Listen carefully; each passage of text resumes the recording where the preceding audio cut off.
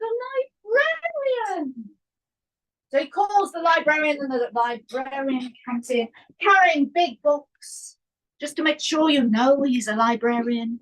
And in he walks with his big books and he dumps them down. And as with all librarians, he's not impressed. Better things to do than check your puzzle. But he is the king's librarian, so he does what he is told. And so he looks at the three little statues.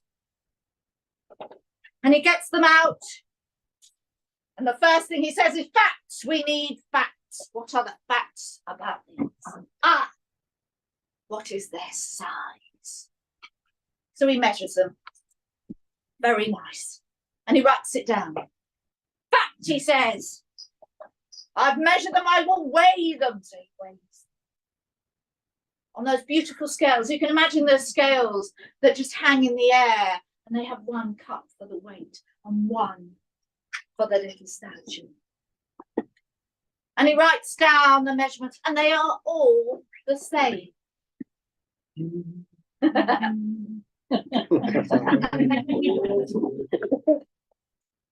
And then he does that thing that you shouldn't do if you're given a lovely little statue that's very precious. He takes a knife.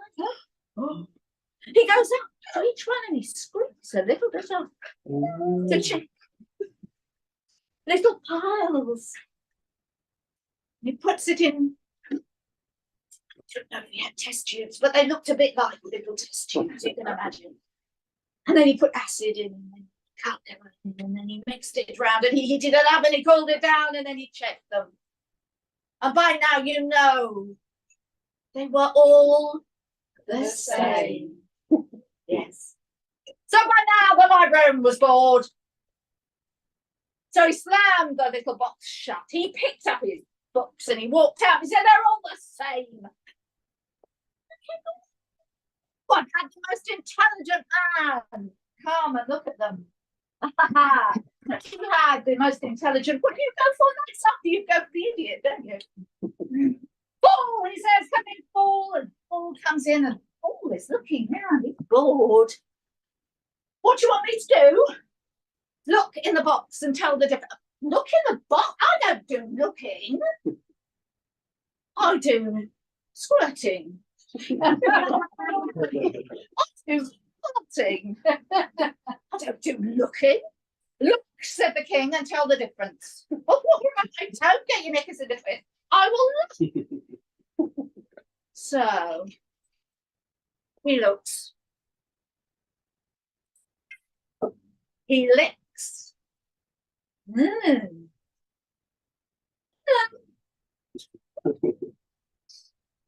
They're all the same. And he juggles.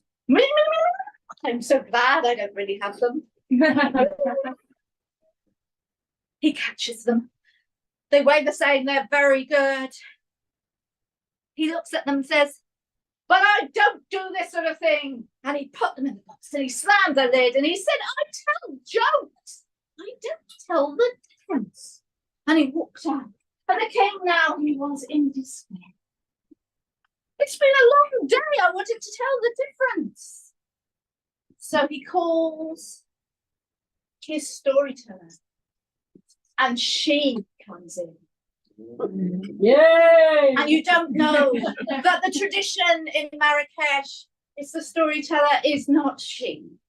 And when I said she comes in, somebody who I'm now friends with said, oh, that was the best bit. That storyteller. She comes in. And she came in and she looked at the box. And she took out the first statue. And she went up to the king and she plucked a hair from his chin. And she went to the little statue and she put the hair in the ear and it went in. And it stayed inside. She got the next one. And she went to the king and she chose another hair from the chin of the king. And this one she put inside the second statue and it went in. And it came out.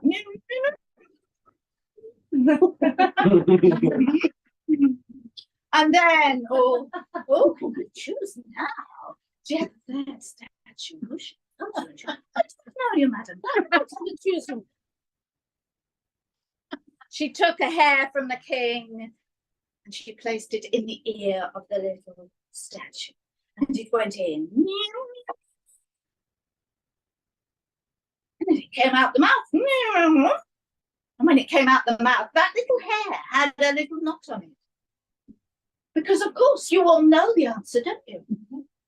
You know the answer. The first one, where the hair went in. That is the librarian, facts in and facts in and facts in forever. The second one, of course, it was the fool. As you were always told at school, weren't you? It just went in one ear and out the other. But the third one, that is the storyteller. Because the storyteller, they take the story. They may tell it a million times, but every time they tell that story, and I swear this is absolutely true because there are bits in here tonight that I haven't used before. When you tell the story, you add a knot to the story. And that is what a storyteller is. We don't tell the same. We look around the room. We eye you all up. We check you for what you're going to respond to. I tell you a story. And that is my story. The king message.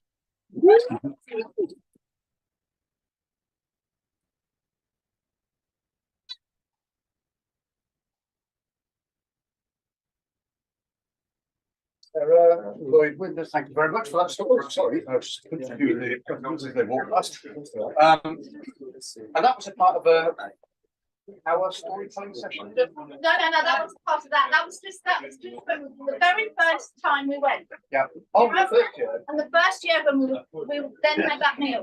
Oh, yeah. Okay. That's when we went. Yeah, I thought I'd heard it. Oh, just a very quick welcome to everybody at the World Storytelling Camp. We lost you at the beginning. Thank you for coming back and for hanging on in there with us.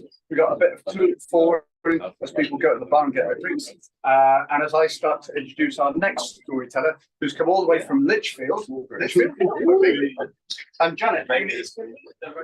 We have a microphone here for Janet, just in case. And are you sitting or standing, Janet?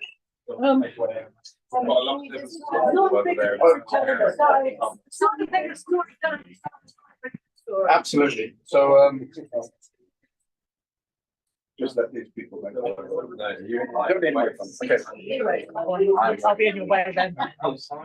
So one of the problems, the issues, I suppose, of having a live bar in a situation like this is people will be wanting to go, and that's absolutely fine. But we've also got a bar downstairs. And we've also got a bar downstairs. There's a bar downstairs. On it. So anyway, without further ado, I'd like to introduce Janet Crouch, who's come all the way from Lichfield. Thank you.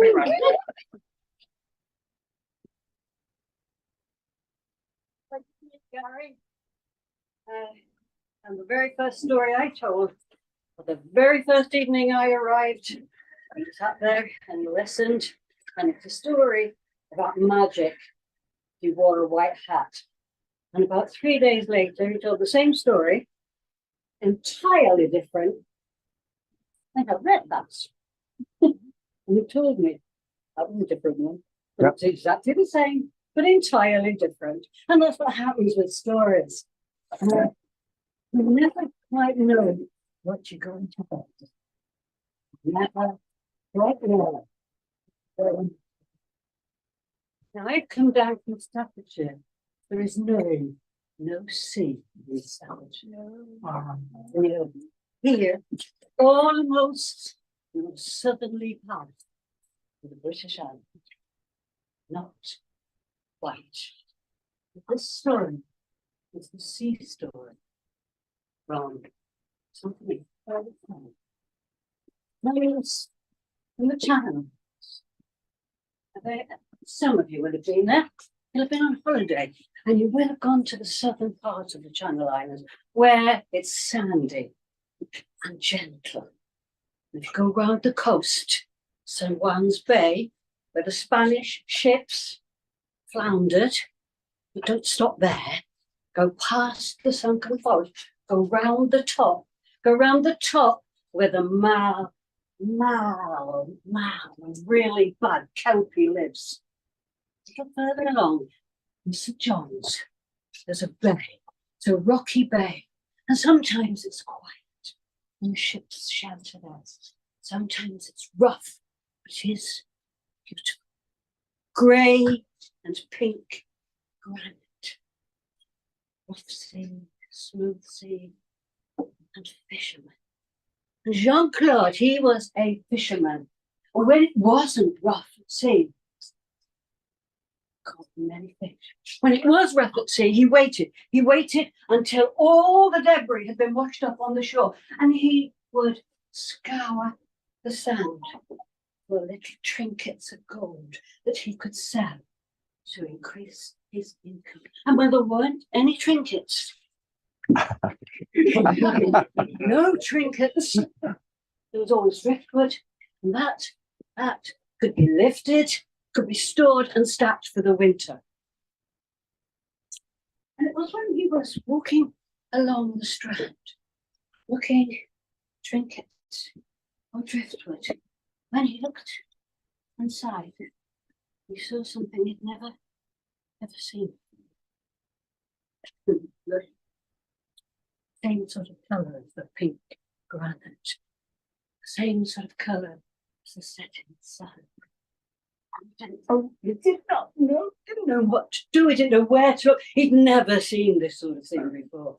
There in the pool, there she was, her black hair sparkling the sea salt.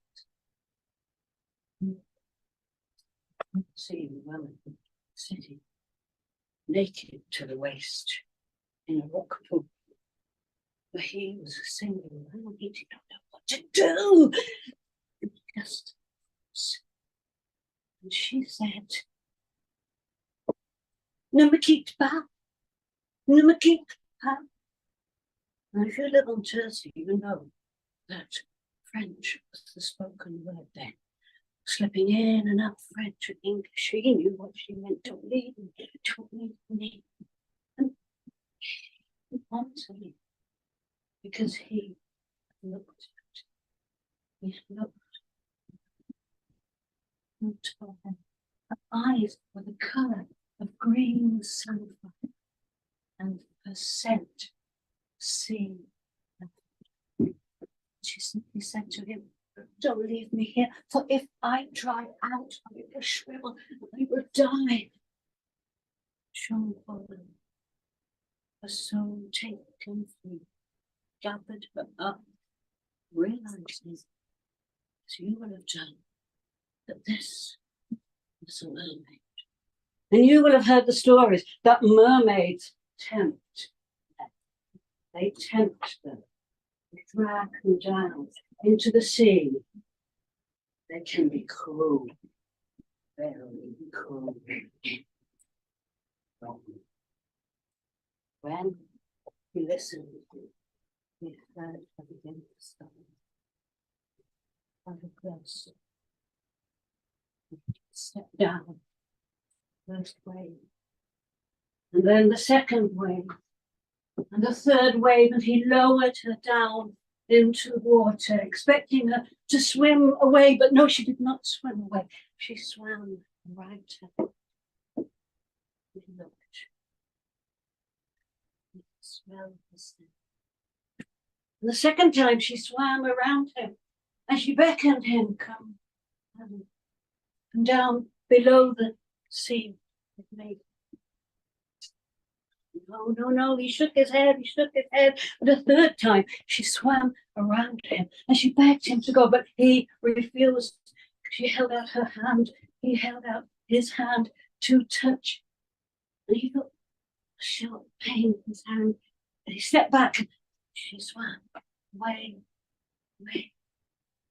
He turned. Over the third wave, the second wave, the first wave, in his hand expecting a wound from the mermaids who cannot trust mermaids. But there was no wound, no cut. But there was in his hand small cup, small brown cup, amber shone. And he thought at first, I will rid myself of this coat, but he couldn't. He just simply pushed it into his fisherman's jacket, into his pocket, and went to his home. And life continued. But just and because he was calm, he went fishing. When there was debris on the sand, he gathered it up and took it home, but he wasn't quite happy because he could smell the sea lavender. And when he touched his hand, he seemed to have the taste of the mermaid's flesh. And that soft, pleading voice was in his ears, and his whole body began to long for the mermaid, to desire the mermaid. And this was an obsession. He would look and see if she had been washed up in a rock pool after a storm. He would go out to sea. He would look at the horizon. Would he see her? Maybe she would just, and the longing hurt so badly. It hurt a physical pain. He could no longer go out to fish. He could no longer stand and look at the sand. And so he left his cottage in the bay. He turned his rowing boat upside down. He covered it with a canvas. And he left. And if you walk along the North Cliffs in Jersey, you will come to La Plante. It's a mound. There are no mountains in Jersey. It is a rise. And he built himself a small cottage behind the rise. There he settled. And he became a farmer. He grew kale stalks as thick as my wrist, with leaves, wide, fleshy, dark. And when the rain sparkled, the dark samphire green leaves sparkled. He refused to return to the sea, but just because he could not see the sea, that did not mean to say he could not see. It didn't mean to say he hadn't the taste of the sea in his mouth. It did not mean that he could not hear the sea. And at night he would lie in his bed and he would listen to the sea. And he would listen as the rain fell on his roof, flashing. It would be like petals, just into the sea. He would look at the coat that was hung by the door, his fisherman's coat. And he would look at his fisherman's boots that were left by the door. These were the only things that could take him with him in his lonely dream. And he would long for the moon. He would taste, he would feel, just feel the lonely and the sound of the sea. And then one evening, just we heard it's getting rougher. The sea rattled. He can't hear me. He couldn't hear me. So loud, and the wind was howling, the wind was screaming, he could hear wailing, and he stood beside his bed. He looked out the door, he opened the wooden door, he could hear screaming, he could hear wailing. He thought, this is the wind, but as he stood there, he knew it was human screaming, human wailing, coming from St. John's Bay. And he did what he knew he had to do. He pulled on his fisherman's jacket, he pulled on his boots, he put his hand in his pocket, felt that cold. Oh, all this time it's been. He pushed it back and he ran to that bay. And as he ran nearer and nearer, he could hear more screams, more wailing. There were women's voices, there were men's voices roaring. He got to the bay in the darkness. He could only see because flashing lightning, sometimes sheet, sometimes fork, sometimes just flash. Men and the women standing. Men had tried so hard to row out to the ship that was being battered against those pink grey rocks, those sort of granite rocks that tear against your flesh. How could they save them? Their own fishing boats had been torn apart. There was just one fishing boat left without. So he pulled the cover of Jean Roland's old fishing boat, turned it right, fixed the oars in the rocks, and he rowed out to sea.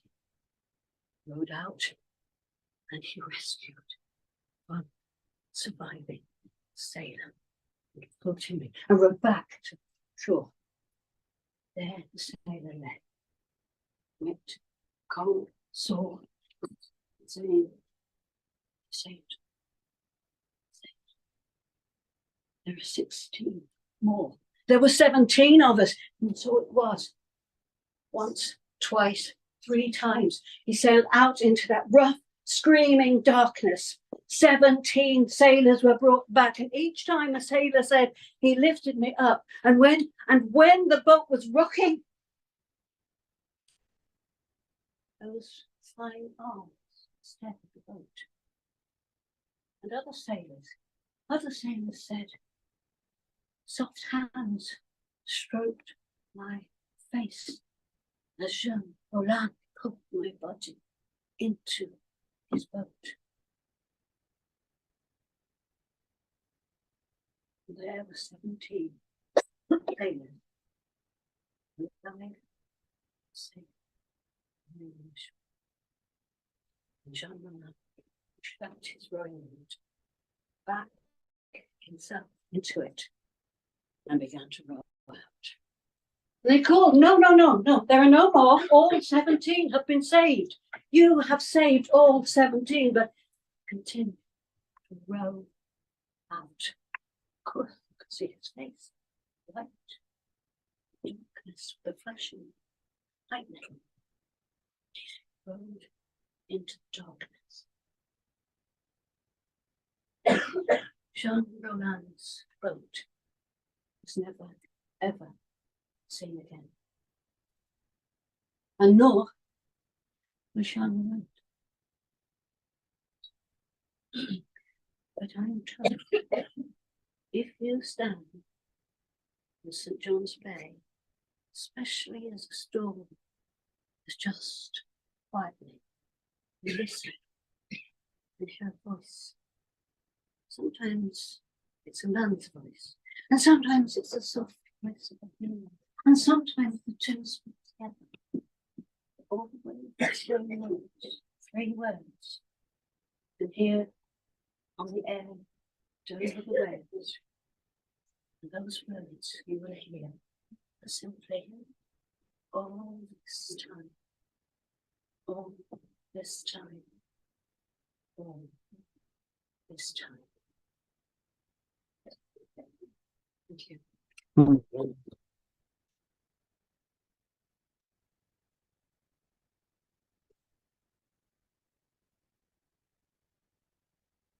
Thanks, Janet Crouch. What a beautiful story, and so beautifully told. And these lands, and especially this coast, riddled with stories of mermaids. And I thought I knew that story. I kind of did, but it's a version I've never heard, and it's very, very beautifully told. So thank you very much for that. It's safe to go to the bar.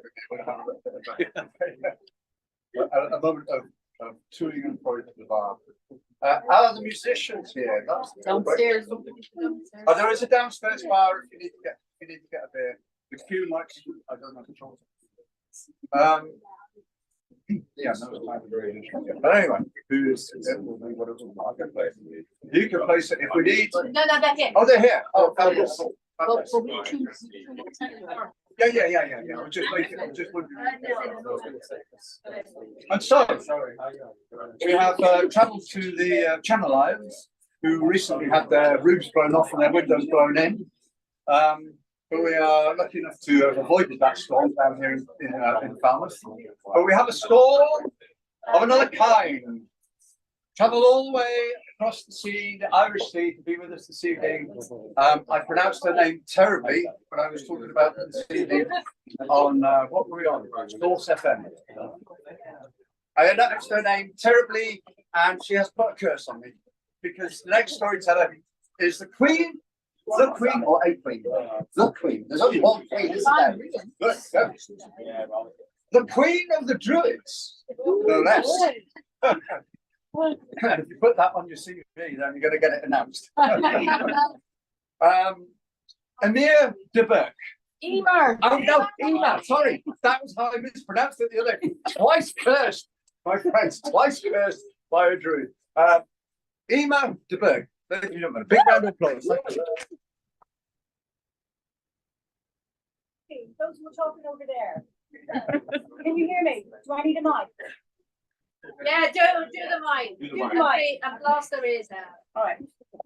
You can lower this for me. Can I bring it down to my level, please? Sure, Queen. How's that? Great. Thank you. This is a story from Ireland. This is the month of November, in case you didn't know, and we call it Samhain. It's the whole month. And that is the word we also use for Halloween. So this is a story for the season. So long, long ago in Ireland, before it became a nation state, before Henry VIII gave us our harp and our shamrock, I'm sorry to tell you that now, before Cromwell declared us a republic, Ireland was made up of little kingdoms and chieftains. And this is going back to the 5th or 6th century in Ireland. There was one chieftain and his name was Overclock. Now he was an Asarli, a Driador. He was a sorcerer. He was a wizard. And there was no evil that he was not familiar with. And he put fear and terror in all of his people. He practiced dark arts. And as evil as he was, the people around him were tired of him. And they wanted to get rid of him, but they were terrified of him. But it was Samhain time. And they were even more scared. And they went to a nearby chieftain called Cahan. And they said, "Can you help us get rid of Overtop?" He said, "I can." And he got his sword and he went out one day and he met Overtop and he drew the sword right into his heart, killed him stone dead, dug a grave, a deep, deep grave, and buried him standing up as befit his station as a chief. And he filled up the grave and he went back to the people and he said, "Your troubles are over. Overtop is no more." And they had a party that night and they rejoiced. Peace at last. But the next day, Overtop returned, banging on people's door, demanding some blood. And this one and from that one, putting the fear of the Dowerpoo into everybody. And they came to Cahan. "You cheated, you lied, you did not kill him." He said, "I did. I put the sword in his very heart. I buried him standing up as befit his station."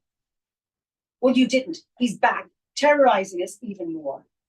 So off he went with his sword again, found Overtop again, a second time, put the sword through his heart, killing him dead, back to the grave, put him in there standing up at the befit station, filled it up and said, "Now this time, definitely, I know for sure, he's dead."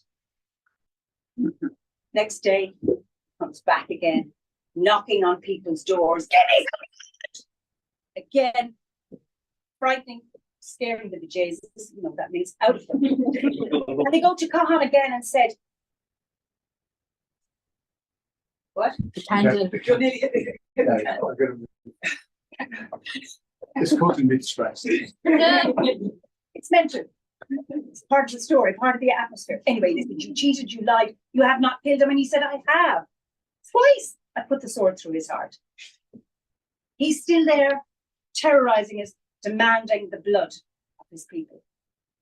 So he goes again a third time with his sword, finds Cahan, or Overtop, puts it through his heart, now 3 times dead, puts him in the grave, standing up as the fittest station, covered it up again and went back to the people. I promise you, this time he's truly dead. I have put the sword 3 times through his heart. Well, the next day he came back, banging on people's doors, this time taking the blood of babies and infants and children. There wasn't enough blood to be had in the area, and he drank it all. And the last few weeks, people who could come and said, Cahan, you are lying. He is still among us. And Cahan is saying, how can I 3 times put a sword through a man's heart, bury him? How can he not be dead? This was in Derry, County Derry, in a place called Glen Illen, which means the Glen of the Eagle. And there's a forest growing nearby on the edge of Glen Illen, and there was a druid there, a very, very wise druid. So Cahan went to the druid's house and he told her the story. Where's the story? Ha ha ha. Anyway, so he told her the story and she said, Cahan, Overtop is not dead. He is a Niamh Marav, which in Irish means he is one of the undead. He can never be killed. He can never be slain. He is a Jarrah Dúili. He is a drinker of people's blood. And because of all the dark magical arts he has practiced while living, he can never die. And Cahan said to her, what can I do? She said, you cannot kill him, but you can contain him. What you need to do is go home, make a sword out of yew wood, put it through his heart, this time bury him upside down, sprinkle ash twigs and hawthorn twigs, and then fill it up with soil and put a lock, a big, big flagstone on top. Remember, never, ever remove that lock. If he ever escapes, he will plague the world forever. So Cahan thanked the wise druid, went off home back to his house, carved a sword out of yew. The next day, found Overtop this time. Put it again through his heart. Overtop is dead, takes him into the grave, buries him upside down, gets the ash twigs, gets the hawthorn twigs, fills it up with soil, gets a big, big flagstone lock, places it on it. Not only that, he built a big, big sepulchre on top of that. It was known as Loch Overtop. Overtop's sepulchre, anglicised today to Slachtavorthy, and it is there to this very day. People thrived in peace and harmony right since the 6th century, up to, anyway. The sepulchre is no longer there, but the loch is still there, and there's a hawthorn tree there, growing there. But it's known as a dark, bad place because over the centuries, people decided there was always a developer, as you know, the kind, to build an apartment block or whatever it was on the site. And every time they tried, the machines would break and there would be serious injuries, and people would be cut, and the blood would just land on the soil and go disappear immediately. Oh. So then it became a place to be avoided. Now I have a friend, because I had told him the story, who is a ninja. He is a ninja, and he is reckless or crazy or very brave or maybe all of those. He decided to visit Slachtavorthy, which he did. Saw the hawthorn tree there, saw the loch, and while he was there, one of the branches of the hawthorn tree reached out, hitting him, pricked his hand, and caused this blood to fall down to the ground. And there before him, the ground was clean and smooth. Now, because he's a crazy man and because he's a ninja, he began to collect some of the thorn twigs around the loch. He gave me one. And so this is from Overtop's grave. I told this story last year in Orkney. This escaped from me. It ran down the road. And then I was telling it for Samhain in my home at Three Castles. Again, it disappeared. It hasn't this time. I just want to remind you, Overtop is not dead. He is just contained. My story isn't over yet. You've heard of Dracula, I take it. Who's written by? Who was? Irish. He was Irish, and he never went to Transylvania. And we have there's a theory that he was taught that story about Overtop. And there is a phrase, Drach Ulla, which means bad blood. Doesn't that sound a little bit like Dracula? Remember, he's only contained in the shin.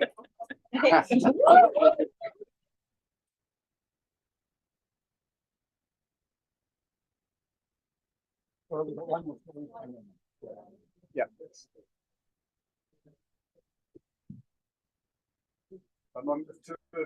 Nina, that was a fantastic story. Thank you very much. Right, thank you, Dreamer.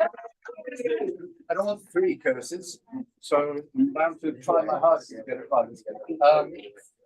Is it a she? It's a she, isn't it? There's a she, yeah.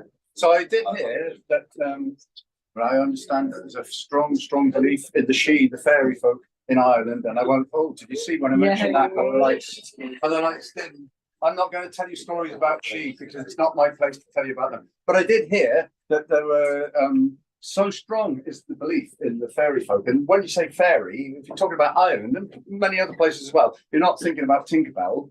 You're not thinking about those little, fairies that fly around with a little crown on their heads. These people are ferocious. And so I heard that they wanted to do some road development in Ireland. And sorry, Eddie's in Eddie's patch. In Eddie's patch, yeah. Eddie is a storyteller from Ireland. I've never met him, but his reputation is ferocious. And they wouldn't let them do it. The people, not the because if you disturbed the land, then the retribution from that would be you couldn't live with it. I don't know how true that is. It's very true. So instead of a straight road from Limerick to Ennis, you have a curly road, and it's a motorway. Yeah. I love a curly road when I find one. So yeah, that was beautiful. Thank you very much. And let's nobody steal Eva's purse, okay? Because in the purse is the twig that keeps the evil contained. That brings us to the last story before our interval. And so I'd like to introduce a steampunk storyteller from London, and Claire Goodall. And so if you give her a big round of applause, I'm not sure.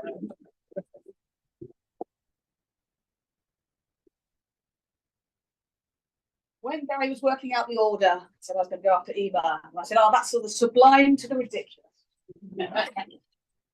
So I thought, in heaven's time, I would bring you some pipes, and there's another piper in the house. Well, there you go.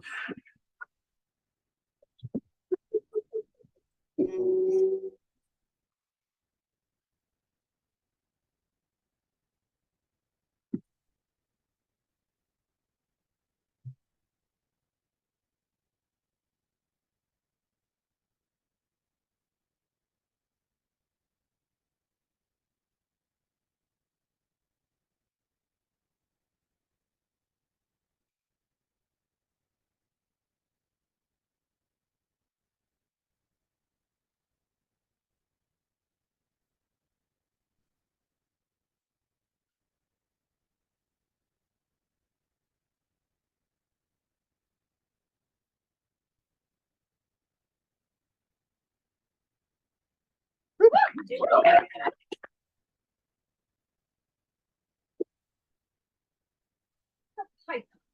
And he was the finest piper that ever piped a pipe. And if you could get into your party, if you could get into your celebration, there would be such dancing, there would be such drinking, women would be chatted up, men would be amazed. And that was just what the piper was. He loved to drink, he loved to gamble, he loved the ladies, and he loved all this celebration. So even though he was the finest piper, finding him sober was a challenge. But if you could, such music, such celebrations, but when he had the music, it was no more quickly money earned than it was spent on the ladies, on the drinking, on the brothels, and on the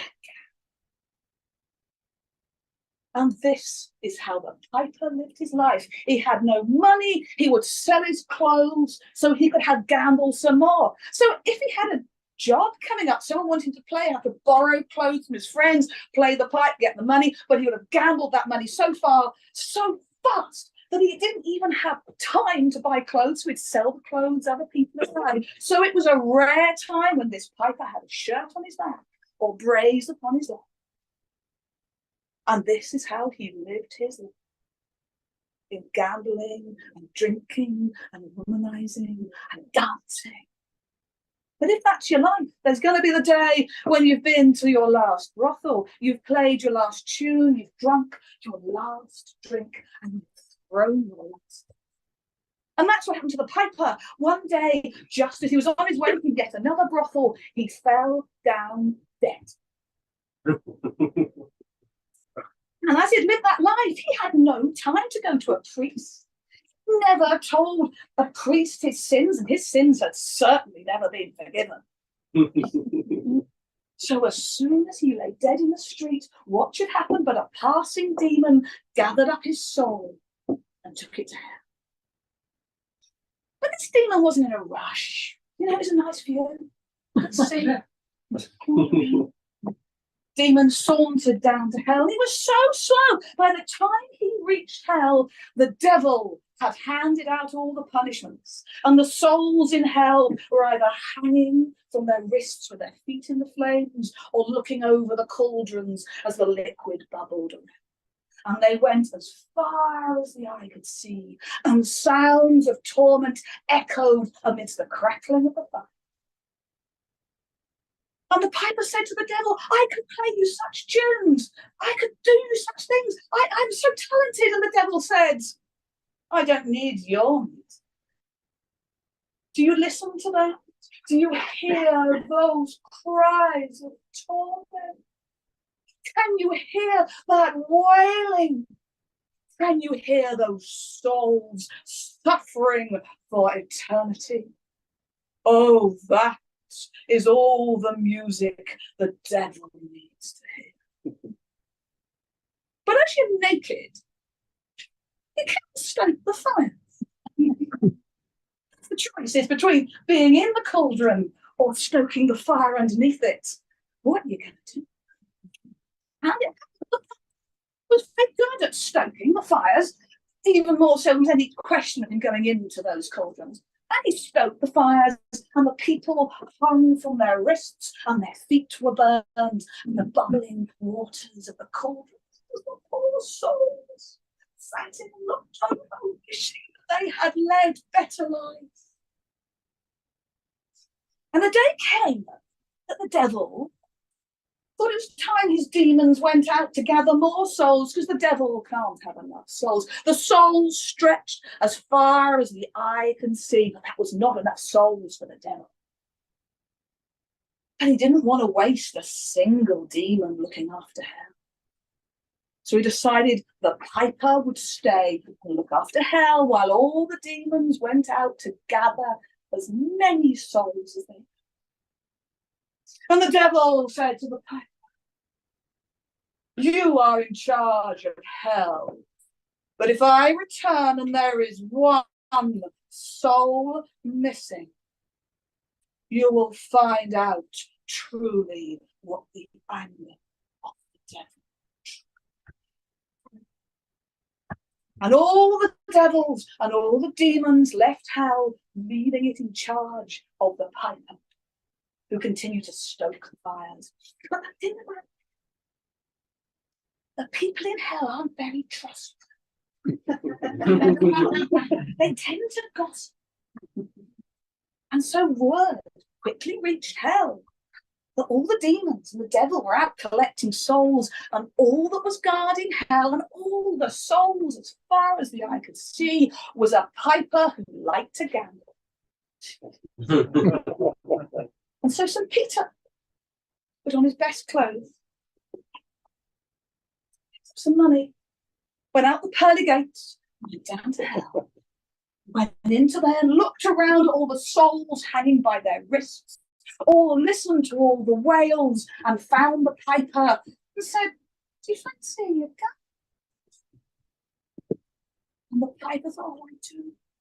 Oh, I do. I've so missed the gambling. I miss the women and I miss the drink, but actually I really miss the St. Peter. and it glistened in the hell. And St. Peter said, "Oh, roll dice." And the piper said, "But I've got nothing. I don't even have a shirt upon the back." There's a lot of souls. Coin for a song.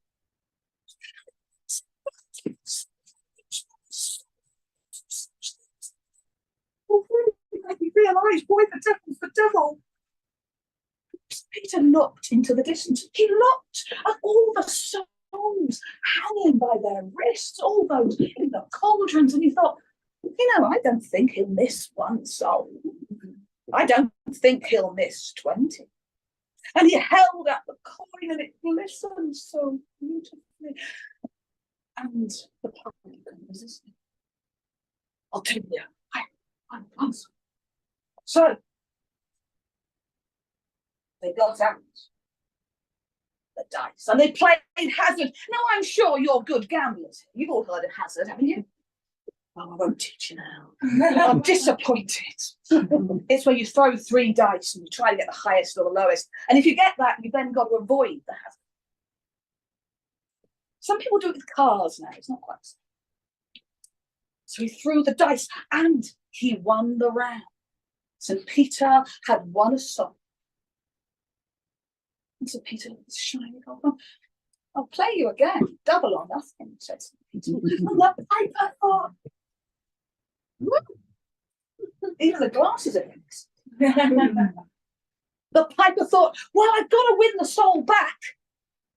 Double or nothing, rolled the dice again. St. Peter won. And so they roll. Each time St. Peter won, he said double or nothing. And again, he got more and more and more souls. Soon the piper was going to think St. Peter was cheating. I know. And he dealt with that kind of thing the way he'd always dealt with that kind of thing when he was on earth. He'd throw a punch. But he'd never thrown a punch at a saint. It hurt the piper's hand a lot more than it hurt St. Peter's jaw. And St. Peter said, "Did you throw a punch at me?" And the piper says, "I'm really sorry." And the Peter said, "Well, seeing as you're sorry, and I've won half the souls in hell, do you fancy one more roll? Double or nothing." And the piper, I lose all the souls. But I've got to do it. I've got to do it. We're going to do none of your wizard stuff.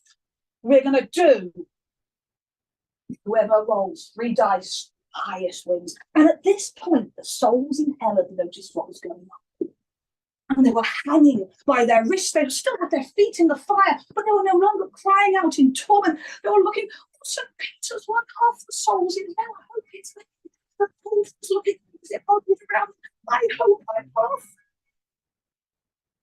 And so St. Peter went and picked up his dice.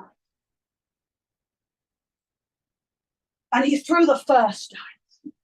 And there was silence in hell for the first time. And all you could hear was the crack. And the dice was thrown. Dancing is a fire. I've got to win.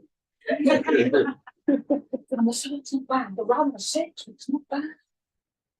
And St. Peter took his second dice. He threw it, and it was a 4. And the souls weren't that impressed. I think this isn't going well. This isn't going well. And they were hanging from the thing, burning up. If he loses, none of us are getting that. And St. Peter threw the third dice.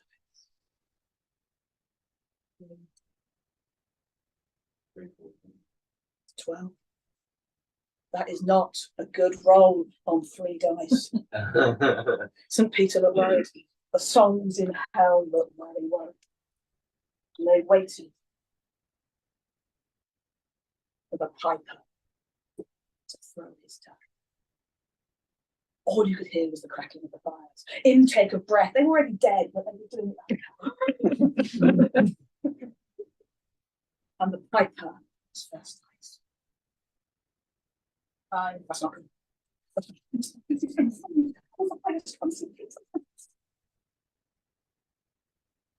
The piper for his second time. 5.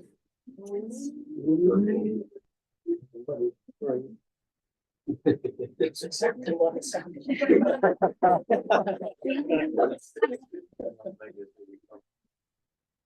If the piper threw more than a 1, no souls were getting out. If the piper threw more than 1, everyone was staying.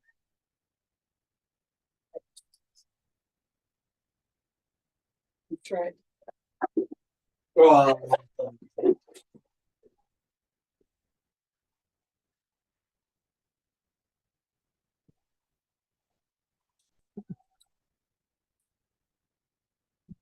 It means St. Peter 1. 1. Yeah. He got 11. He got 12. Piper got 11. And all the souls were saved from hell. Huzzah! And St. Peter picked up his dice. So well, that was a great game. What? What not expected? You don't even have a shirt on your back. And out went Peter, and all the souls in hell followed him. And of course, that's the moment the devil came. And the devil noticed pretty quickly all he could hear was the crackling of fires, none of this wail of torment, all the souls in hell making the most beautiful music in the world. And he said, Piper, Piper, where are my souls? A man came, he was dressed really nicely, but I think he cheated at dice. And the devil said, you have lost all the in hell in a game of dice.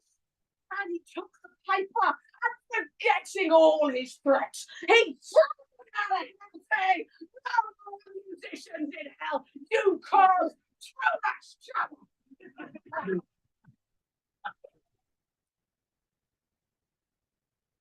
And the piper wasn't put away with that. So he went up to the pearly gates, knocked on the pearly gates, and St. Peter said, oh no. And said, come in. He said, oh. Went into the pearly gates, leaving hell entirely empty. And that is my story of St. Peter and the minstrel.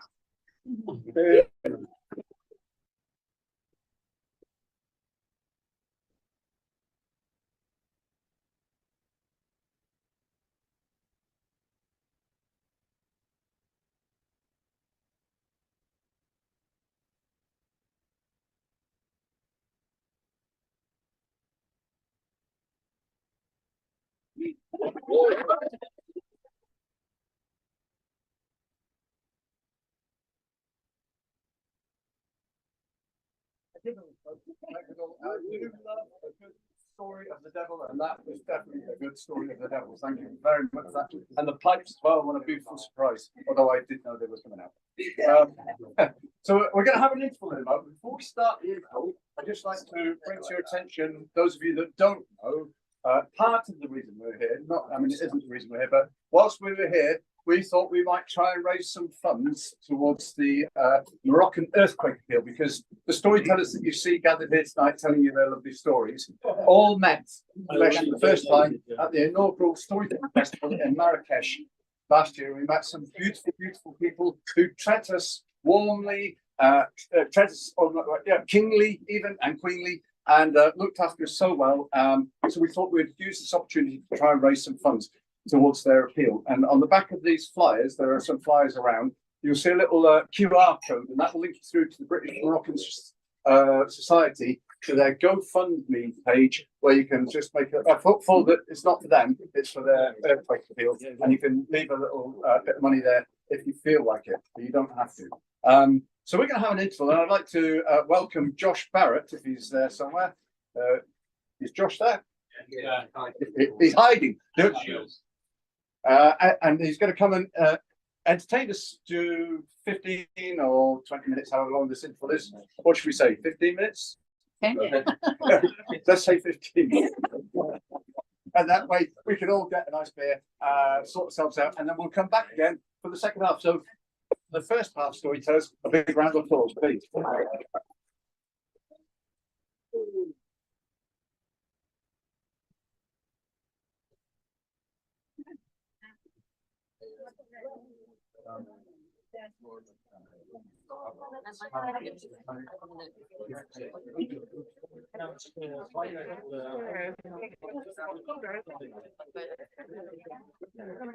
So actually to Walid, if he's there.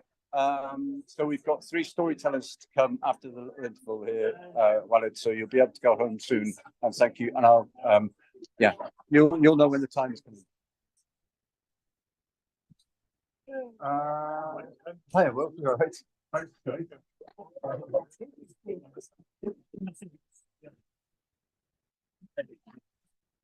Downstairs and just on the left, which is the bottom of the stairs.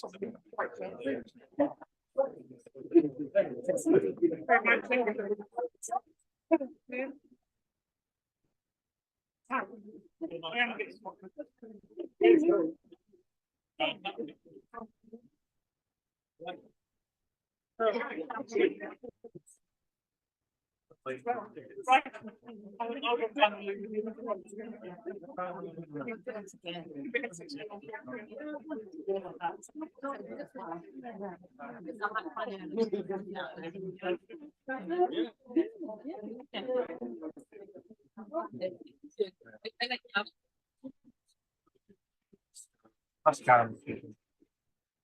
Hi, Josh.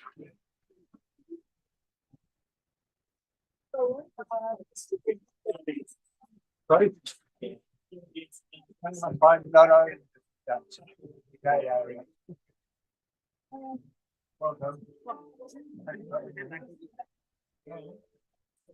Yeah, I've been taking no photographs at all.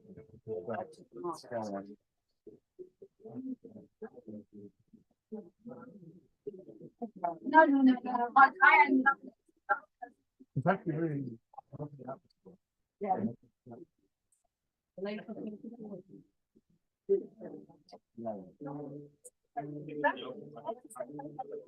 Yeah, yes. Sorry?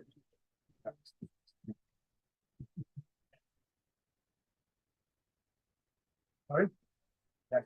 No, it's a young thing. I think Mike is the only person in the room. Oh, maybe Fabian. Yeah. Well, it's good to let them play the music. We'll see, you know.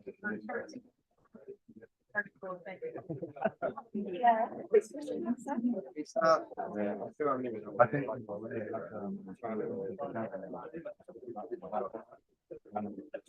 been watching for a long time, but I come back on the way through the balcony, and I thought,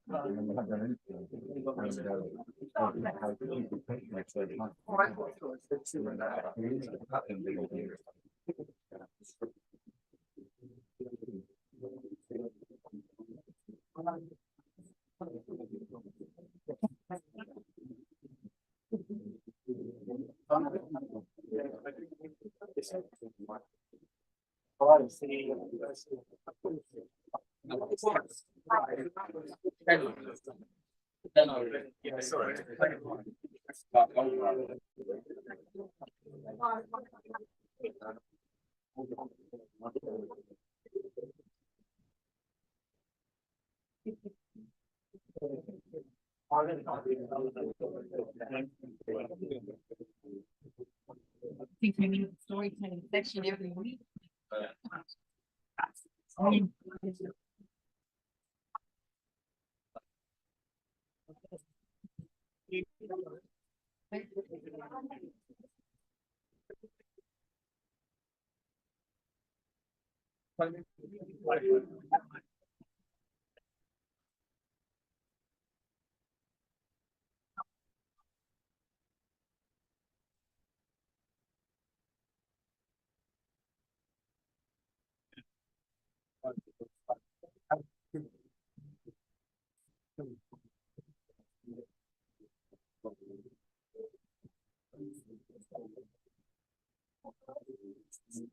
It's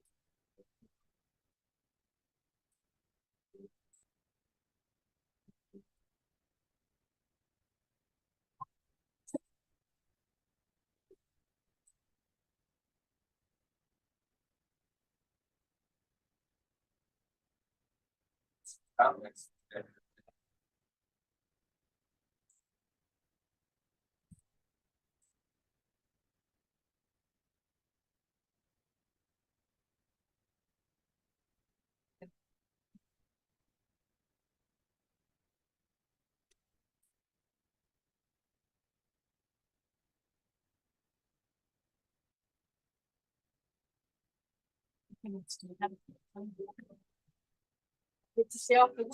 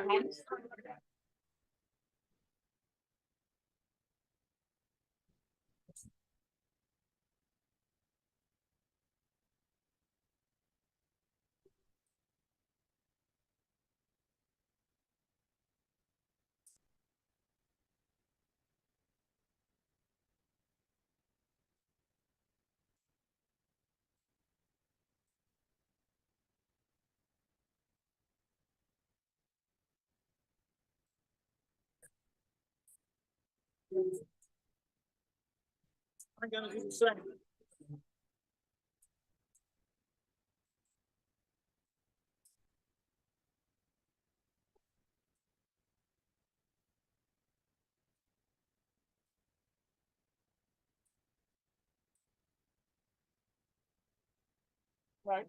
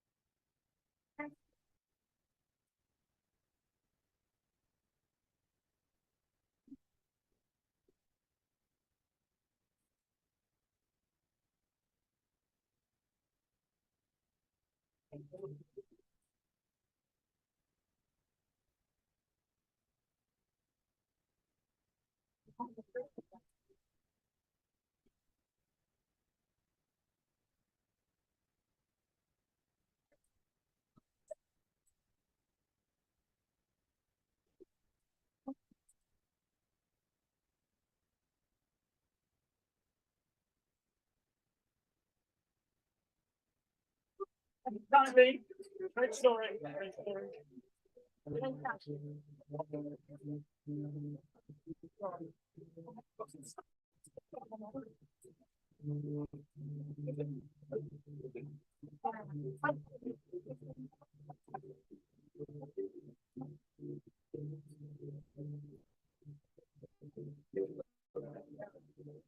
Sorry? Oh, yes, I knew him for well,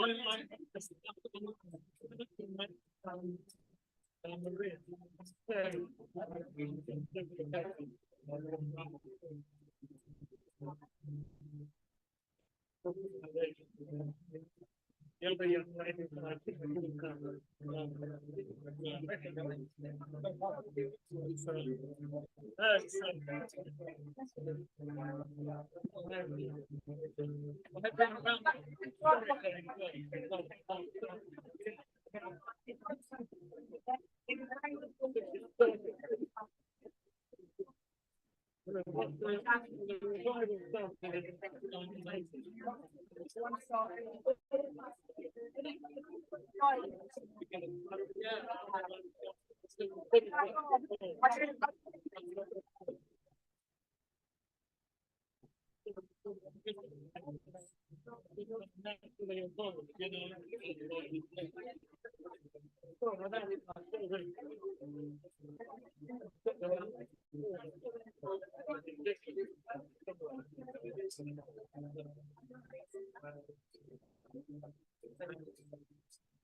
when we get the Tim, makes about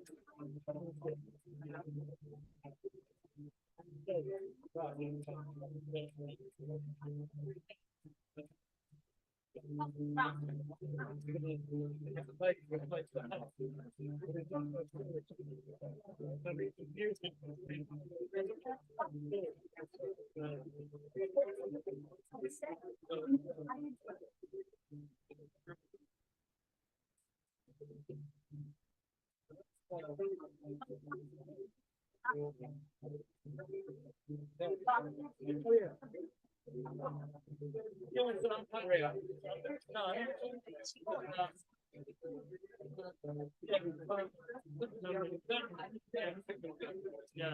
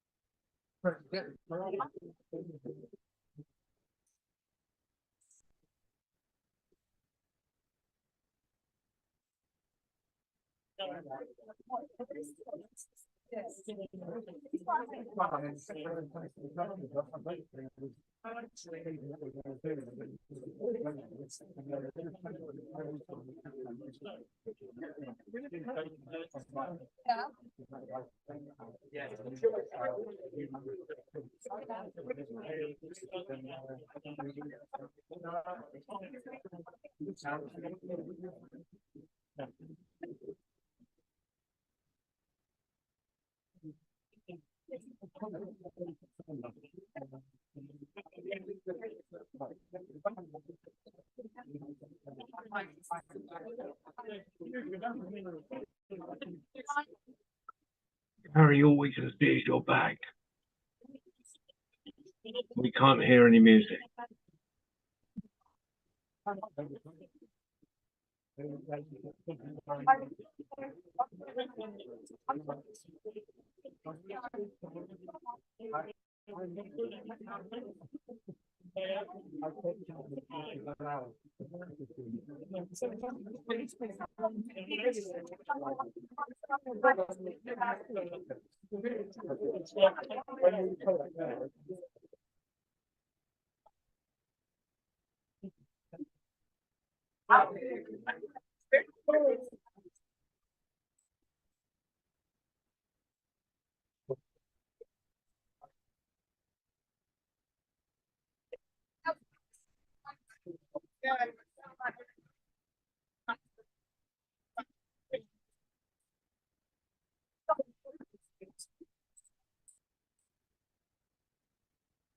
Oh, hi, John.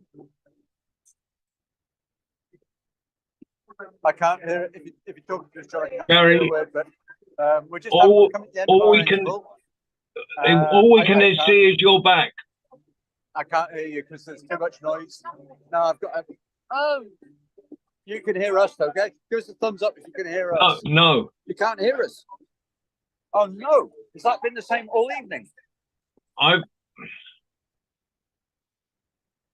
uh Don't tell me they couldn't hear us. Oh no! Oh, can you hear me? where's it gone? I'll put it in the chat. I'll put in the chat. Trying to find volume. Sorry, John. Tell us. Okay. All we can see is your back. We can't hear any music. Okay, but have you heard the storytelling before? Well, I've only just come in. I was gigging. All right. Okay. I move out the way of the camera so you can see past me. I don't know why you should be able to hear the music, No, nothing. but you can hear Oh. me. All we can hear is your conversation. Oh, okay. There's a lot of conversation going on around us. One moment. It needs to be nearer the mic. The mic needs to be nearer the In music. actual fact, the music has just finished, so we're going to go back to the stories now. So you have to excuse me. You should be able to hear the stories. and Okay, I'll check try. in with you in a minute. I've got to go. I'll put it in chat if I can't.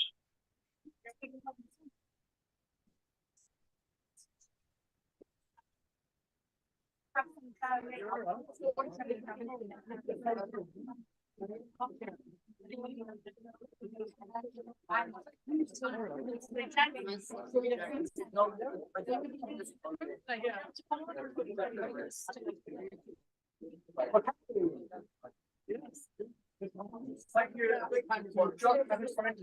I don't know.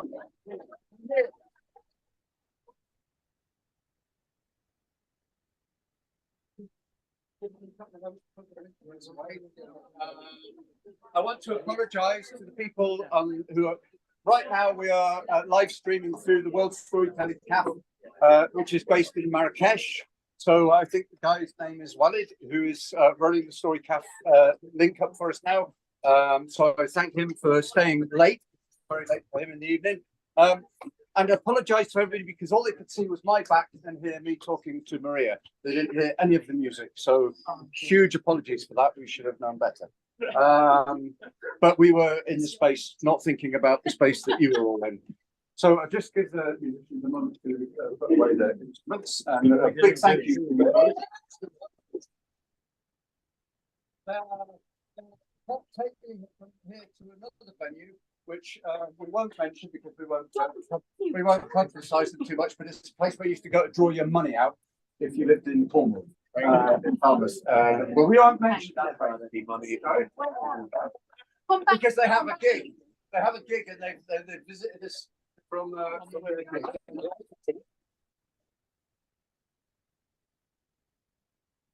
Okay.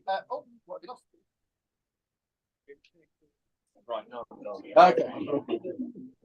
So we move into the second half of our storytelling. Before we go there, there's a couple of thank yous that I want to say now before I forget at the end. So I'd like to thank Pat and Taylor at the Chintz and all the staff that made this possible for us. I was looking for a venue. I didn't know where we were going to do this performance and bring all of our storytellers together. And perchance, I met Pat through a mutual friend, and he told them that they were looking for a storyteller. And she said, well, I happen to know one, and here we all are. Yeah. That happened about 6 weeks ago.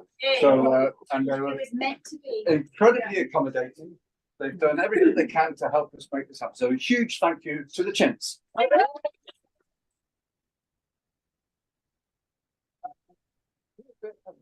Thanks that I'd like to put out there is to so today we were wondering yesterday we travelled all around Cornwall and part of Cornwall looking at sites, and today we were taken around Falmouth and shown some of the history that is under the covers in Falmouth. So that history was uncovered by Will.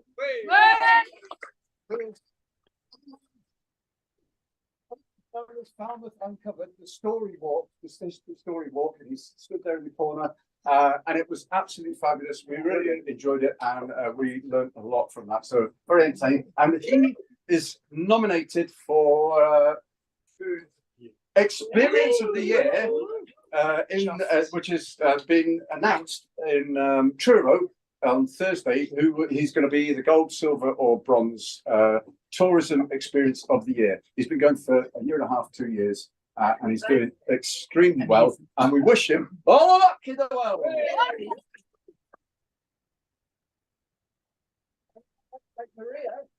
Maria, because you brought us people together when we would have gone off to the four corners of the world after the Marrakesh experience, and if it weren't for you, we wouldn't be doing this now. So Maria, thank you very much.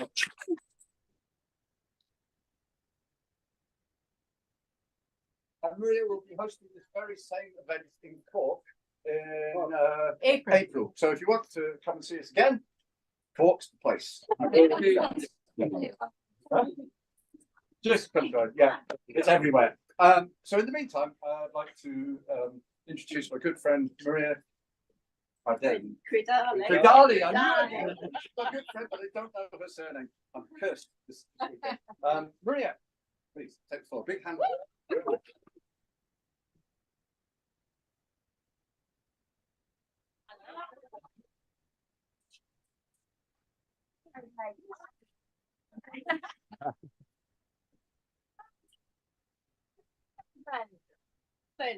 Now, I'm going to tell you a story. I was thinking long and hard. I've changed my mind at least 3 times since I walked in through the door. That's what happens. But I think we'd like to go dark. Would we like to go dark? Yeah. Before we start, I have to make sure you're up to the task. Are you ready for a challenge? Yeah. Oh, come on. I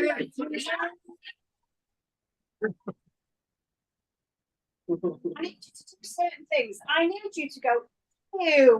Can you do that? 1, 2, 3. I need you to go, oh, boo. You do that. Can you say, gone, all gone? Gone, all gone. Sounded like a bunch of nice people full of life.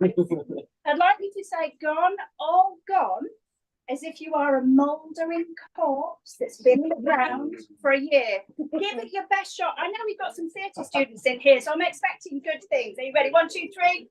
Gone, all gone. And I'm human being. So if I want you to go louder, I will go. So you could go, let's go ooh. So let's just go ooh. Are you ready? 1, 2, 3, ooh.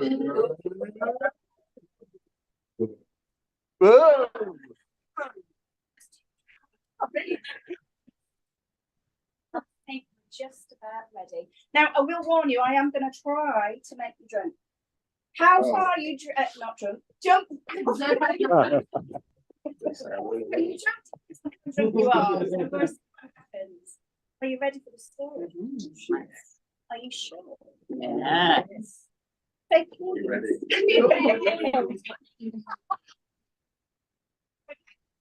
We all know someone like this. We all know miser. And as I say those words, these are the thoughts of people who are the last to go up to the bar to get their round. You're all looking at each other now. We all know a miser. And once, long ago, there was a miser.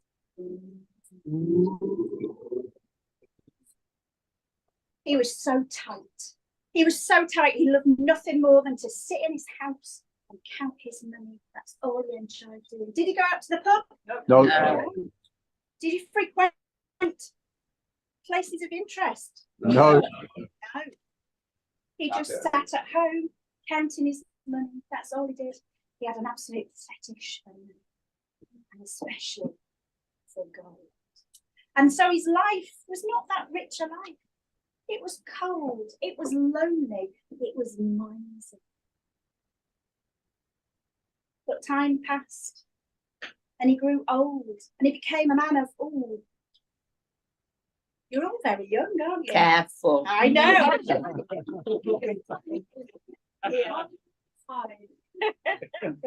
became a man in his absolute prime, just like Gary. Oh, thank you. He kind of went over a bit. He's best. And he decided, as he reached into his old age, that what he really needed to do was to find a woman, because what he needed on those long, dark, cold nights was the lovely feel of some really soft.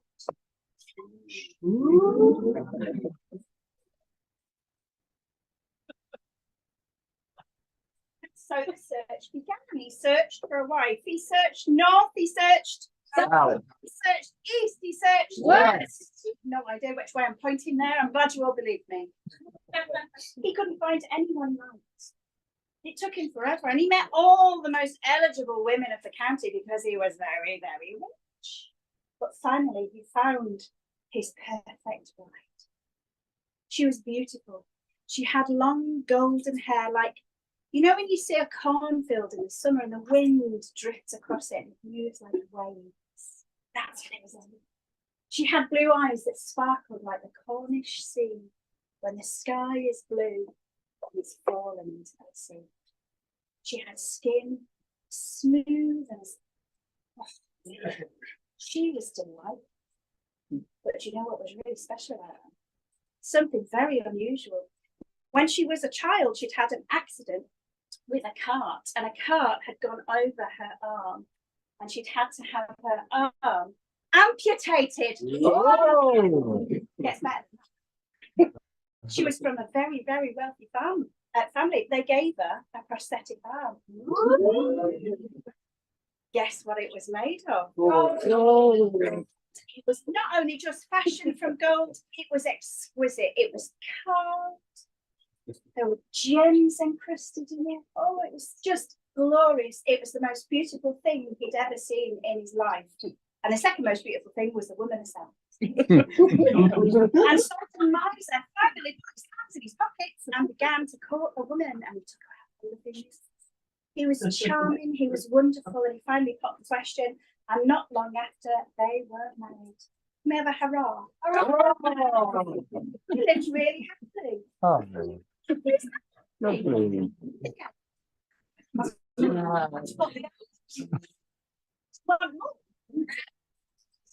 We want dark. We probably should leave it here, actually. Yeah, they lived happily ever after. It was lovely. You know, when you've been with someone for a while, and again, people are looking at each other or pretending they're not looking at each other. Thinking this. When you've been with someone for a while and the shine kind of dulls off it, and this miser realised that actually what he loved more than his wife, what he found even more attractive than his wife, was the arm. He would lie next to his wife in bed, and when she fell off to sleep, he would.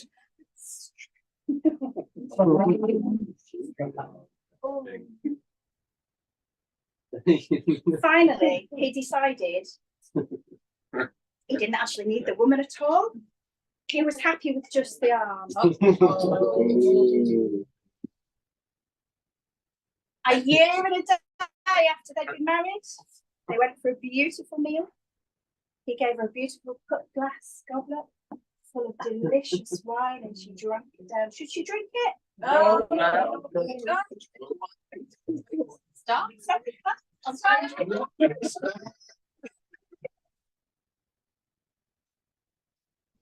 Had a bit of cough, she was fine. No.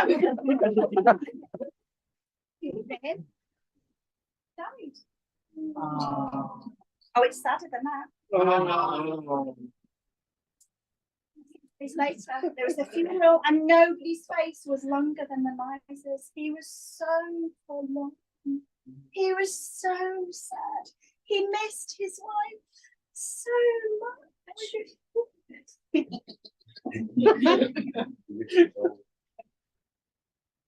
They filled in the grave. The miser went home. All the mourners left. That evening, when the clock struck 12, he threw off the covers from his bed. He got out of his bed. He walked out of his bedroom. He went down the stairs. He walked along the corridor to the front door. He opened the door. It creaked. It went like this. He carried a lantern. He went up to the graveyard. You know what he's going to do, don't you? He's going to dig up the arm. Yeah. What's he going to do? Dig her up. The grave. Sound effects are good. Come on.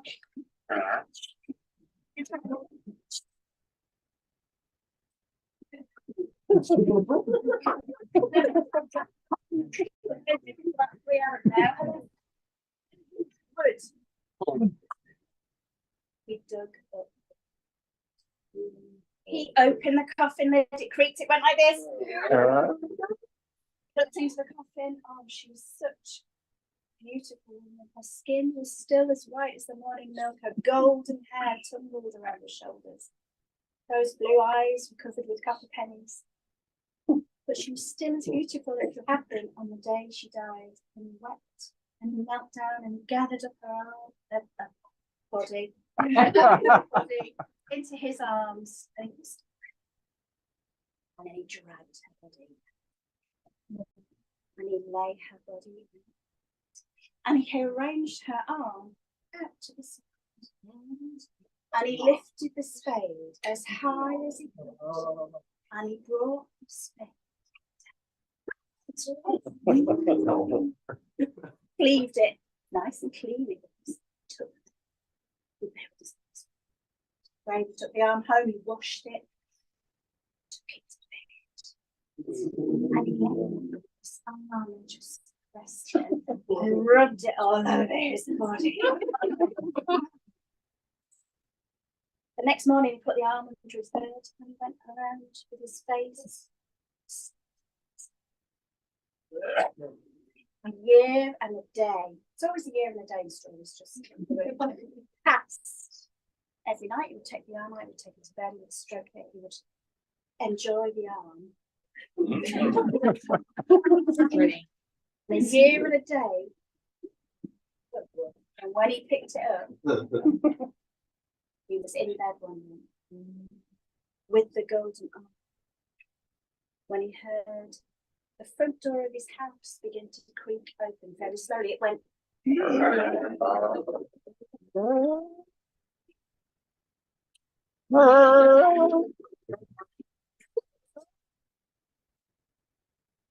Really big door. It's a big door.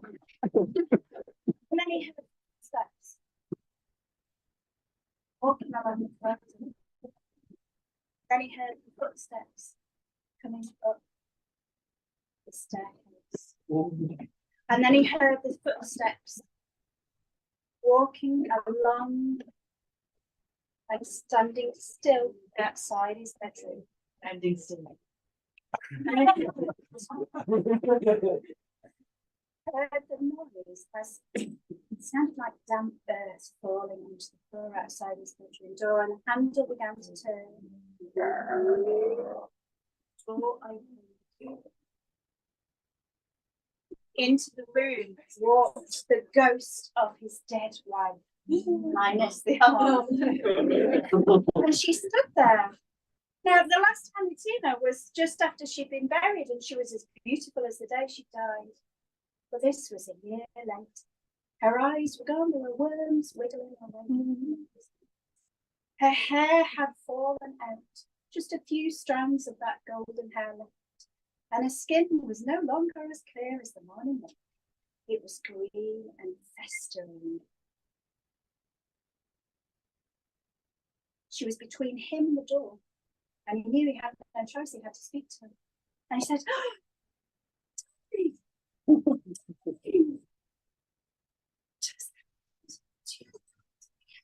and she said, it's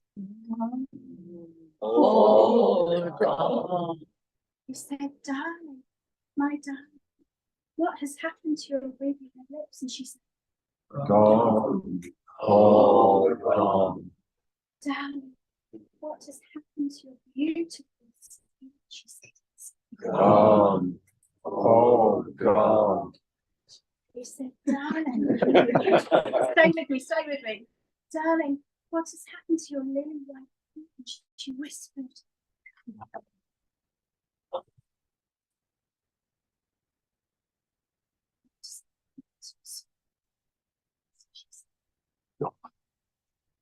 Oh.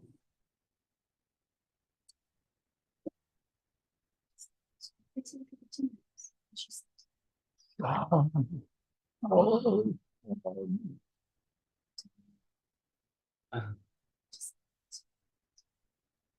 With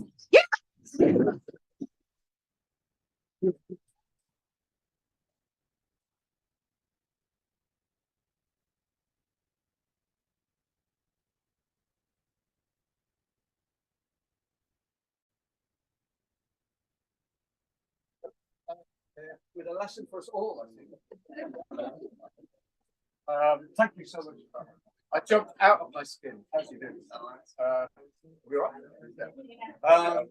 For our next teller, always sorry, Taylor. Here you go. I know her name. Can you be sorry enough? Is the question. Sorry. Sorry, Taylor. Sorry. Okay. That's fine. And so, our penultimate storyteller, Maria Gillen, all the way from yeah. All the way from Ireland. A big warm welcome, please, for Maria.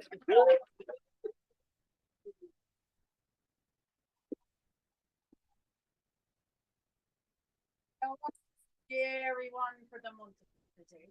Or do you want a Banfassa one, a wise woman one? Why? So hands up for the scary one. Hands up for Banfassa, wise woman. Millions, mighty. Once upon a time in Cork, and the time could be now when I could be looking at her right there against the wall. There was a woman. Her name was Moira Rua. Moira of the red hair. She had beautiful white skin and long red hair, and a man who loved her, and she loved him. She had a little cottage, a little stone cottage with a thatch on it and a little yellow room inside. And she had outside of her door 2 goats and a sheep, a few chickens, and every time she put her hand to the earth, things grew lush and green and sweet and nourishing. To the outside world, it looked as if Moira Rua had it made. It looked as if she had a charmed life. But you know, and I know, that nobody's life is completely perfect. And Moira carried a short, sharp, hard little secret deep in the bottom of her heart. For Moira longed for a baby to croon to, a baby to sing to, a baby to pass on the knowledge of the wise woman of the Banfassa. And she waited for the child that never came. Inside in her cottage, she had a little yellow room, and in it the cot that she herself had slept in as a little baby. Her husband had made her a rocking chair, and she hung from the ceiling mobiles that she had made herself. As she sat rocking and hoping, the hope began to fade, but Moira was a Banfassa. Moira was a wise woman, and she had an affinity with animals, particularly the Madra Rua, the fox, Shinachid is known as in some places. And her husband had long since given up, wondering why Moira sat up in the bed in the middle of the night. He knew better than to follow her down the stairs and out the door. And this one day, the Kyo Driachta began to rise from the river, the magic mist. Say it with me now. Kyo Driachta. Kyo Driachta. Room full of Irish speakers, I can't believe it. And as the Kyo Driachta thickened, and as the magic began to rise, she hopped up in her bed, and her husband snuggled down even further. She jumped out of that bed, ran down the stairs, pulled on her green jacket and her Wellington boots, and out into the mist she went. She had no need to see with her eyes, for she trusted the soles of her feet to bring her to her Anmankara, her soul friend. Say it with me now. Anmankara. Ankara. Beautiful it is. And she knelt down and looked into the eyes of her Anamkara, for that's how they communicated, soul to soul, through the windows of the soul. And then something happened that had never happened before. Her soul began to rise up out of her body and cross the space to the Madra Rua. Her right hand into the right paw of the fox, her left hand into the left paw of the fox, her eyes lining up until they became one. The fox stood up and with a lithe grace began to make its way towards the edge of the river, and she stuck her long fox tongue into the crystal clear water there. Straight away she could taste better than she had ever tasted in her life before. She knew a salmon had swum there not 5 minutes previous. She could taste the wild garlic and the watercress in this water. She knew that in the back field the sheep were nervous because they knew she was there. She knew the chickens were also on alert, but they needn't have worried that day, for the fox had another focus. And she began to walk towards the forest and deep into the forest to their tree. At the base of the tree, she saw that there was a little hole. She had never seen it before. What was this? Surely she would not be able to squeeze through it. And with that thought, the fox made its way in through that little hole at the end of the tree. Down, down, down she went into the deep, moist, waiting earth. And as they travelled down, she saw 12 stars twinkling. And she thought to herself, 12 stars under the earth? That's not possible. And then she smiled to herself, I am travelling in the body of a fox. Anything is possible. But soon she noticed that those stars were the eyes of 6 fox cubs. Madre Rua had become a mother. And at that point, the cubs pushed her over, bit her neck, licked her face. They gave her a mother's greeting. And as she sat in her lair with her back up against the wall, giving mother's milk, she said, now I know what it is to be a mother. With that thought in her head, the fox rose and began to climb once more out of the lair. The Kyo Driakda had cleared, and now everything was clear. They travelled back to the garden, and she saw herself standing at the fairy tree, the white thorn tree. And as soon as she saw herself, her spirit rose up out of her body and back into herself she went. Thank you, Madre Rua, she said. Thank you so much for this great miracle, for this gift. But Madre Rua stood stock still, looking at her. Yes, she said, I know what I must do, and I'm going to do it now. She ran in through the door, taking off the green jacket. Off went the wellies, up the stairs she went, into the yellow room. The rocking chair went into the cot, the mobiles followed it, then bit by bit she disassembled the room and pushed the lamp down the stairs, which woke her husband. Get up, she said, get up and get me that piece of wood that's in the shed. And he did as he was bid. And she made a big long desk in that yellow room. And she went into the village and she bought the best art materials that she could. One by one, the children of the village ended up in Moira's house. We're up to Moira's, Mum, they'd say. And there they could say things they couldn't say at home. Things like, fact. And they made beautiful pieces of art. And when they grew up, and when Moira Rua became on Shanwater Leah, when she became the grey-haired grandmother, she would go to their weddings and she would give them back their framed art pieces from when they were babies. And they would hang them on the walls in pride of place. And the village learned that it takes a whole village to raise a child. And Marla learned you don't have to give birth to become a mother.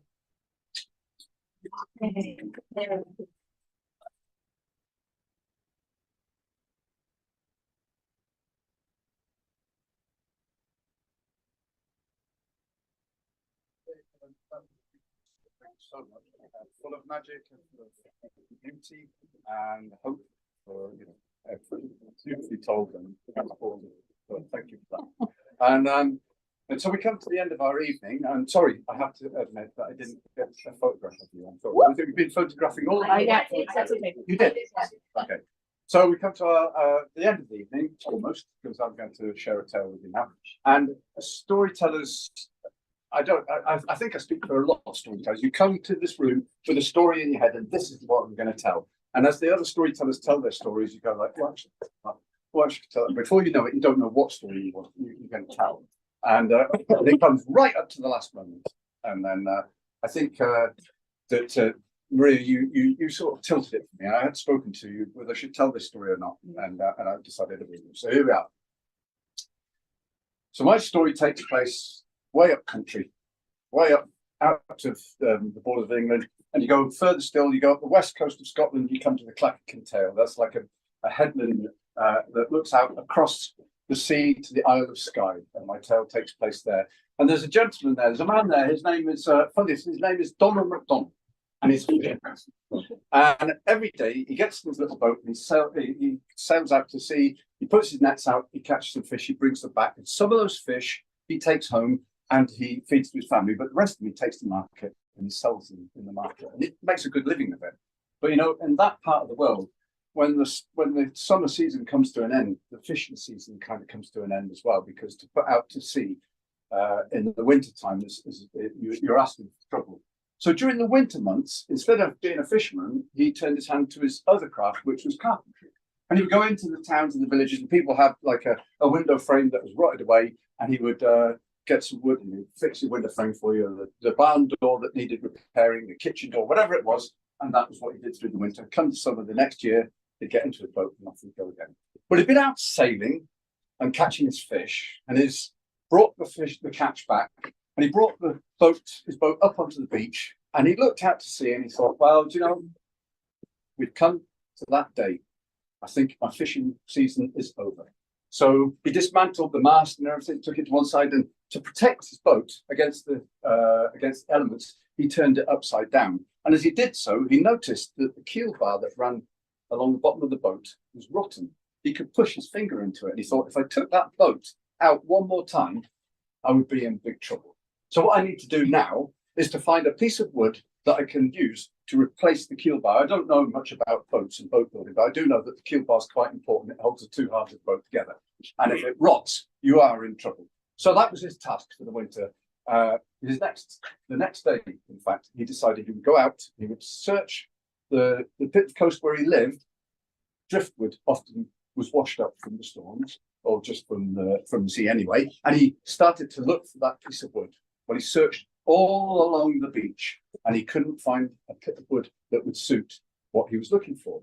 So he crossed over the headland and into the next bay, and he walked along that bay, searching here, there, all about. He couldn't find the bit of wood he was looking for. So what was he to do? Behind him on the headland was a great woodland. He knew it really well. He'd lived here all of his life. I'll go up into the woods. I'm bound to find something up there. So up onto the hill he climbs, and through the wood he makes his way, searching everywhere. There's bits of wood lying all about the place, but there's not a bit of wood that he's looking for. None to be found. Well, Donald MacDonald is a fisherman, and he's very good at keeping one eye on the weather. And he, as we all know, living down here, you can see when a storm's coming, and you can judge how much time you need to get inside into the drive. Or if you're out at sea, I don't know, I don't do out at sea, but you can work out how much time you need to get back to safety. On this particular occasion, Donald MacDonald didn't notice the storm until the rain began to fall.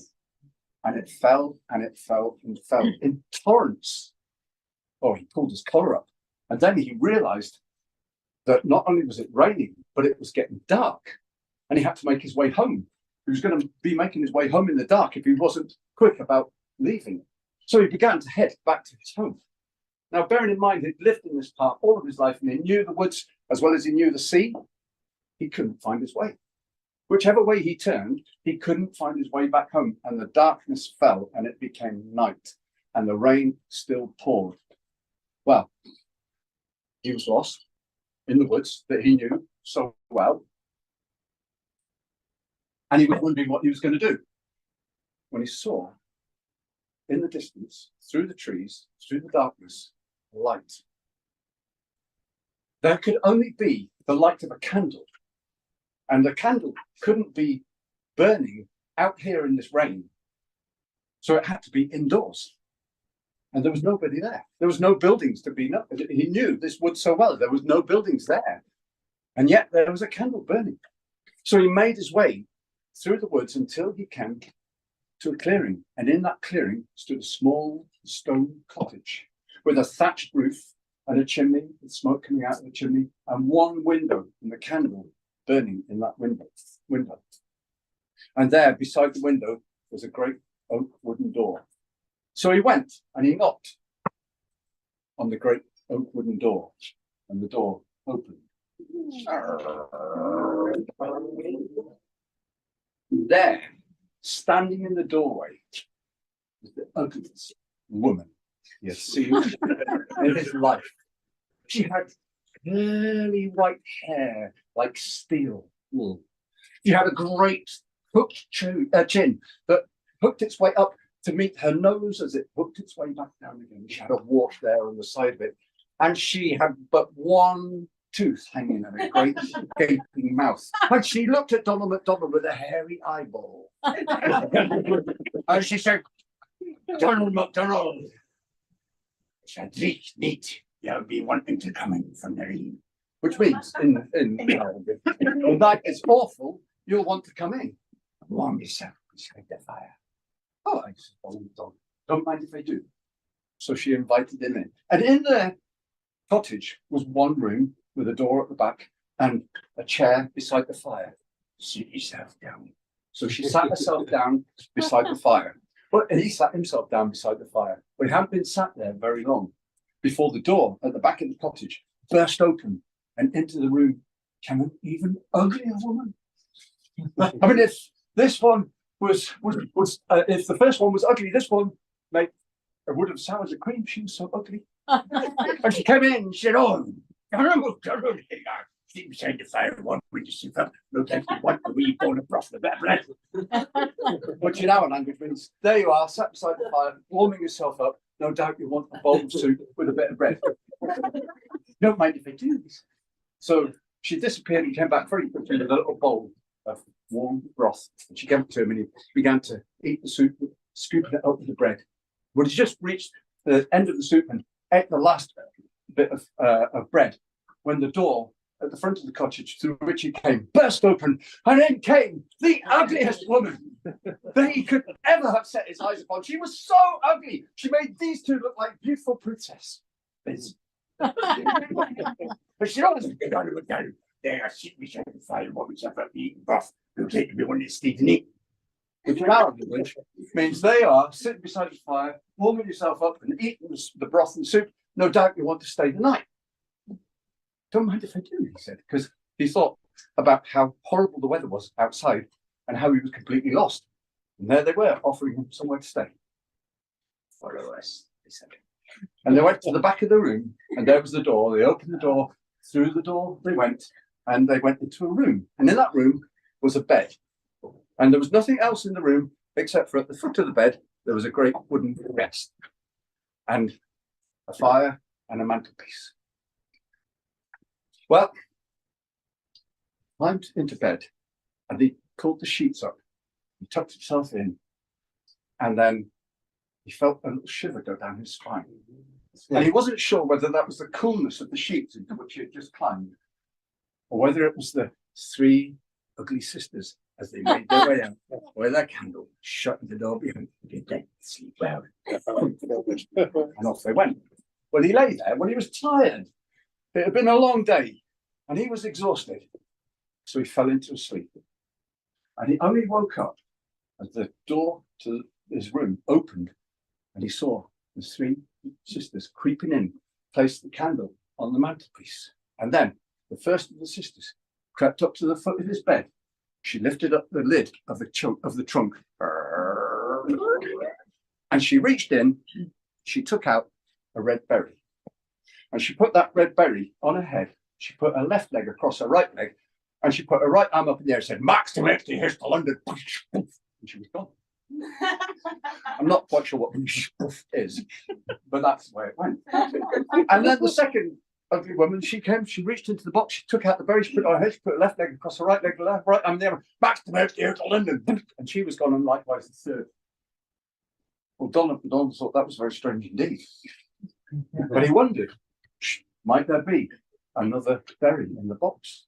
What do you think? Of course, he climbed out of bed. He went to the wooden chest at the foot of the bed. And he looked in, and there was a red berry. So he took the red berry out. He put it on his head. He put his left leg over his right leg, his right arm in the air. He said, "Max, here's to London." And he was gone. And he arrived in a bar. And there were the three sisters sat at the bar, a lot like this one, perhaps. And they were knocking back the whiskey like there was no tomorrow. "I don't want to sat down here. Have a whiskey." And he sat there and he drank whiskey with them, the three of them, into the early hours of the night. Well, he sat there, he'd been out in the storm and the rain all day, and he'd caught some kind of a chill, as you do, and so he said, and he sneezed, and when he looked back, it was just in time to see the last of the three sisters with the right leg over the left leg, and the left arm in the air. So "Max, here's back to Kintail." And she was gone. The red berry on her head.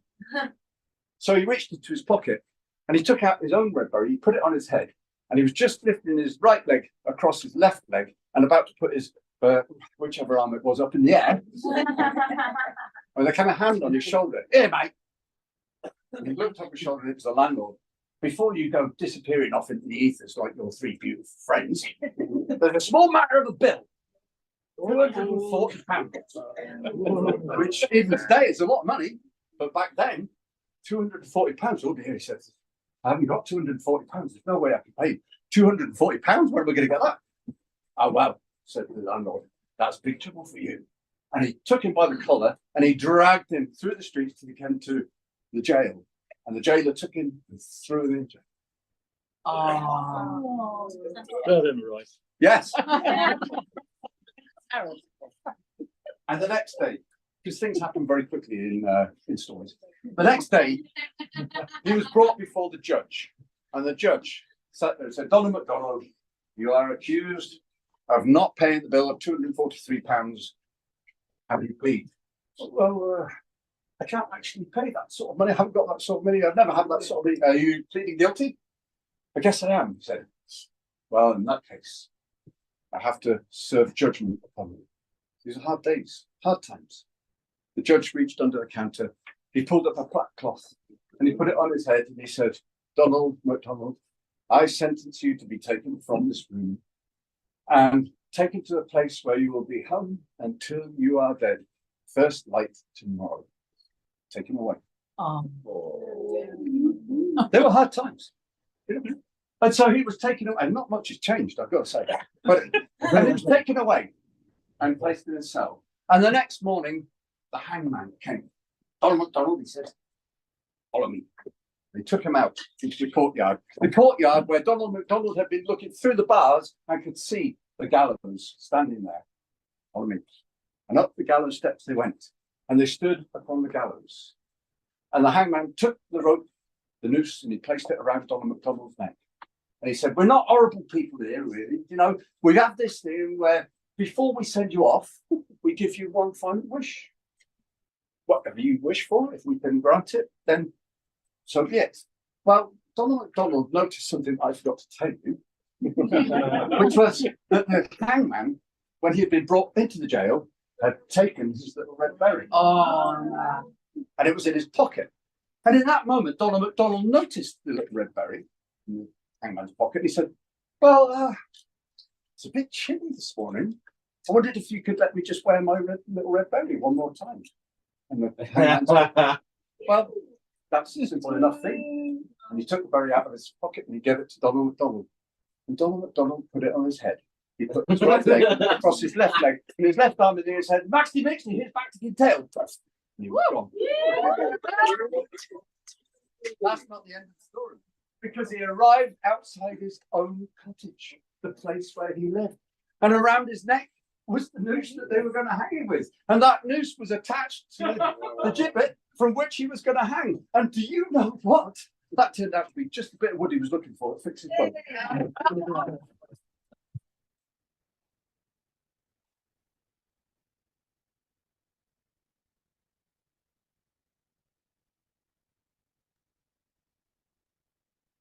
Thank you, Gary. That was the story I told you about your story in Marrakesh. Yeah. We also have one. So, and that brings us to the end of our evening. It's been a delight to have you here for us to be able to tell you our stories. It's been a delight for me to have the Mount Ferroni storytellers here. And don't. Could I say one more? You can. Yep. One. Just or one. two. Yeah. So, what do you think of Gary? He's okay.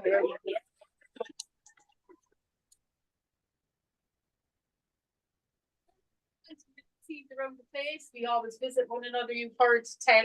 So we've been in Killarney, we've been in London, we've been in Antrim, and now we're here in Cornwall. And if you want to join the storytelling revolution that is beginning to take over the world, I think you need a story club in Cornwall so that we can come back. I mean, a story club in Cornwall so that you can have great craft. Who'd be up for it? Come on. In Balmain. We have story clubs in Cornwall. So would you have... Yeah, righty. Okay, that's all I wanted to say. Thank you. So just to wrap the evening up, don't forget donations if you feel like doing it. Thanks so much. Thank you to Walid. I think it's Walid who has been operating the whole system from Marrakesh. So a big thank you to you. Thank you, Gary, He can go home now for bringing this to the world. John is talking to us there. I'm not sure. John Rowe is a mighty person in the World Storytelling Cafe, and he's just going to say something to me quickly, and I'll let you all go. What's that, John? Very quickly, thank you very much, Gary. Thank you very much. And what we've got coming up on the World Storytelling Cafe, and I must mention this in case anyone is listening out on the World Wide Web, and you might mention it there, our website, because we've got Mia Ganatra next Friday, and on every Tuesday at 4 o'clock, we've got our International Young Tellers. Meanwhile, wonderful, best of luck in Cornwall, and what a wonderful evening. Thank you very much. And you were clear with the stories. Your stories came over really well. I'm gonna, yeah. So thank you. That's John from the World Storytelling Cafe. You can find the World Storytelling Cafe. You go, what's it called? Google, Yeah. and then and then go to the World Storytelling Cafe. You'll find a huge backlog, catalogue of stories that have been told, because we told stories every day throughout the lockdown. We all met online and we told stories around the world, and there's a massive when we're trying to work out what the word is for a collection of storytellers, we haven't worked Fabulation. a fabulation of storytellers around the world. To all of you for coming out tonight and listening to us, a huge thank you, and we may see you here again. Watch this space.